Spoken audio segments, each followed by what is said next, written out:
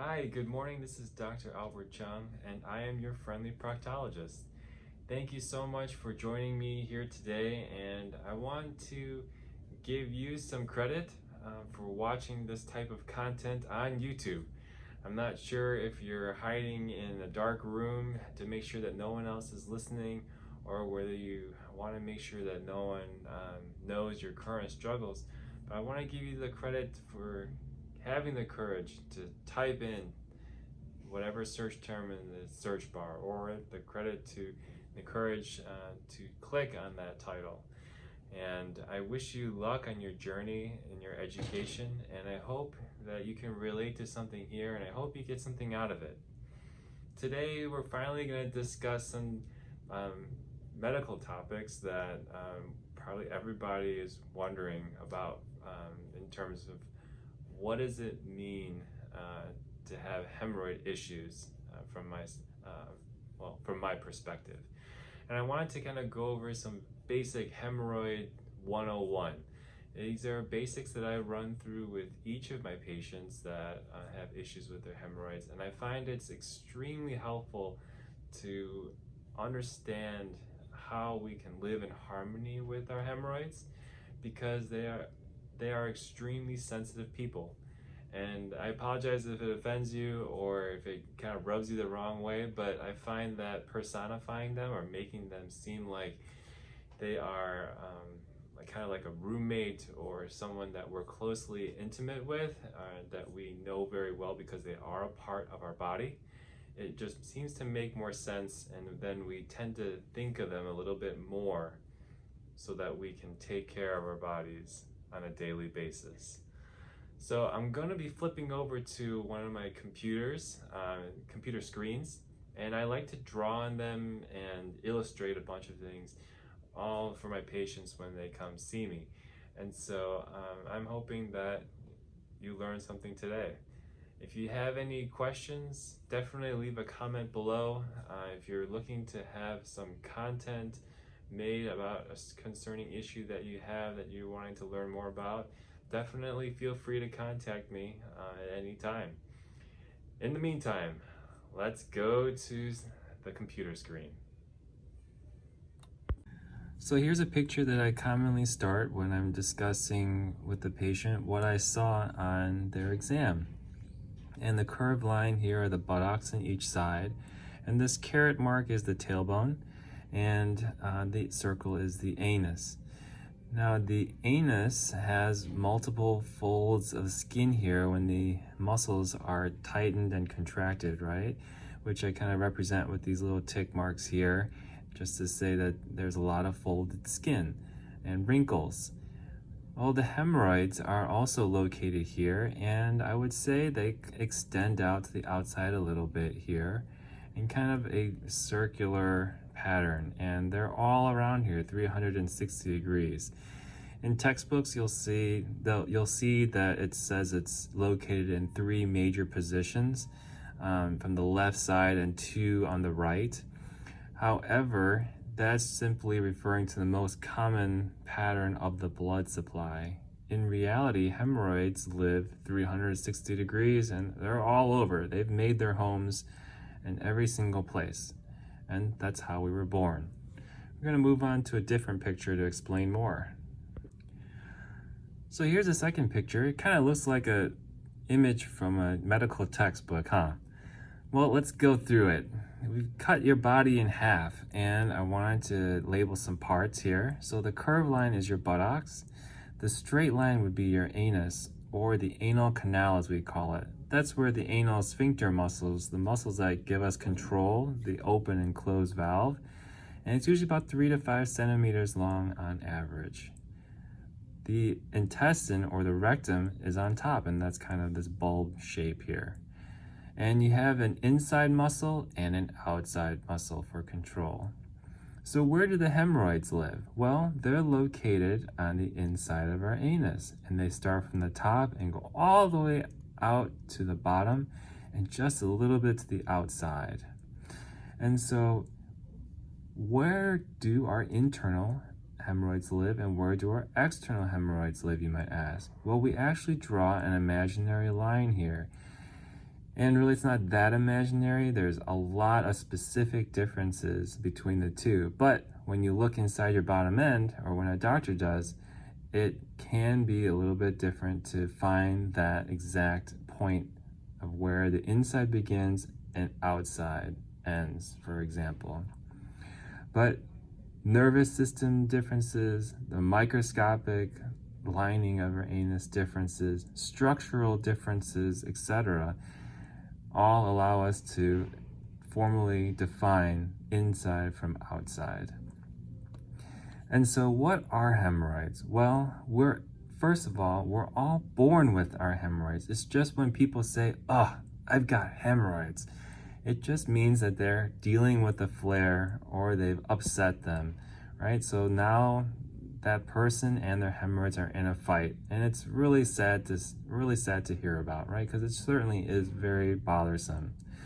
But we were all born with these guys, and they're very small and brand new when we're born.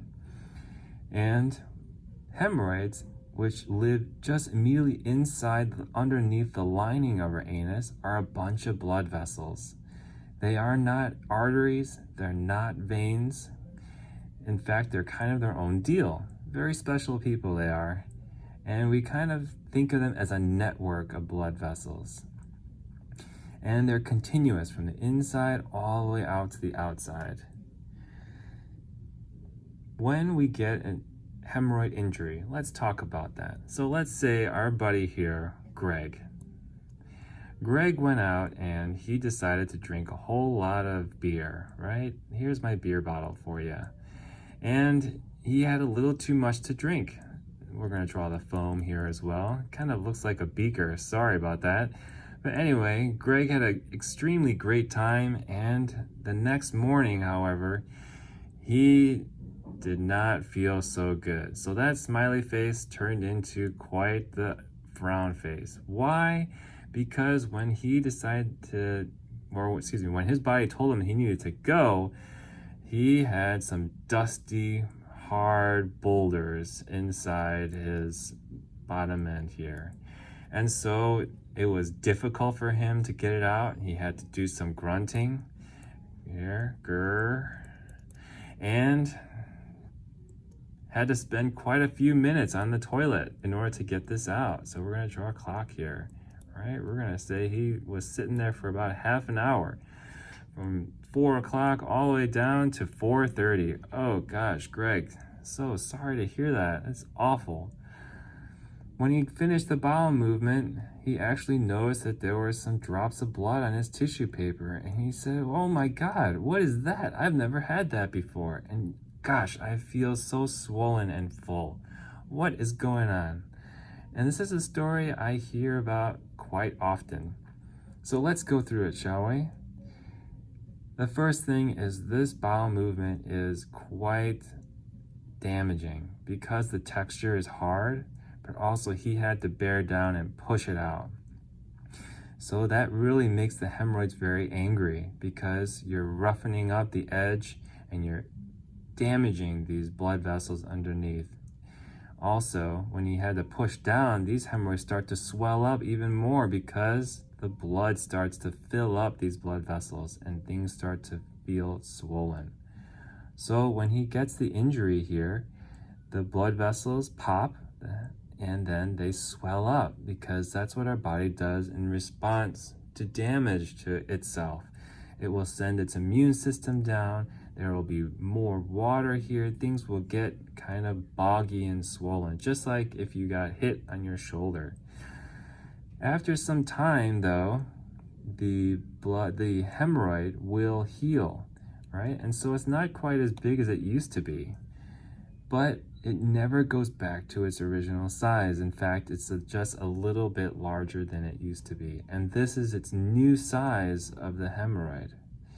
And if you can imagine, if you had many of these insults, this would progressively get larger and larger and larger. I'm kind of exaggerating here with my lines.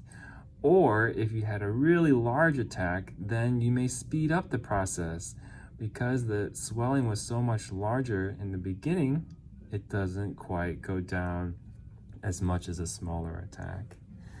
So that's why we need to be extremely friendly to our hemorrhoids. We've got to listen to them, and we need to understand what they appreciate and what works for them, because we don't want to keep having symptoms like bleeding.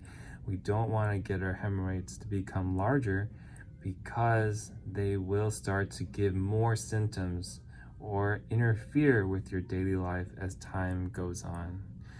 In fact, if you were to look at your hemorrhoids today, and many patients that I've seen, I could tell you about your relationship with your hemorrhoids. Have you guys been friends most of your lives? You know, have you guys been shaking hands together? Or have you guys been fighting? And that is something that I can tell just by looking at your hemorrhoids. And I'm sorry, those were terrible hands, but I'm a really terrible artist, as you can tell.